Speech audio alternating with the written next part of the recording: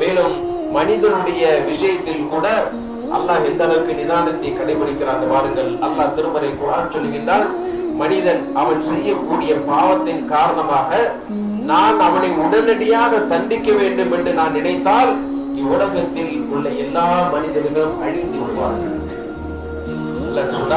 நாம செய்யக்கூடிய அநியாயங்களுக்கு, நாம செய்யக்கூடிய பாவங்களுக்கு, நாம செய்யக்கூடிய தீமைகளுக்காக உடனடியாக அல்லாஹ் பிடிக்க வேண்டும் என்று நாடினால், அவனுக்கு தண்டனையை வழங்க வேண்டும் என்று அல்லாஹ் முடிவெடுத்து விட்டால், அல்லாஹ் என்ன சொல்லுகின்றான், இந்த உலகத்தில் எந்த ஒரு மனிதனும் வாழவும் முடியாது, பொறுப்பூண்டுகளை தவிர எதுவுமே இருக்காது என்று அல்லாஹ் ரப்பல் ஆலமீன் சொல்கிறான். ஆயினும் நாம் அவனுக்கு கால அவகாசத்தை தருகின்றோம்.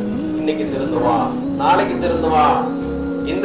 இந்த குர்ஆன் வசனத்தை பார்த்து அவன் தன்னுடைய ஈமானை வளர்த்துக் கொள்வான், தன்னுடைய பண்புகளை அவன் மாற்றிக் கொள்வான் என்று நான் அவனுக்கு கால அவகாசத்தை கொடுக்கிறோம்.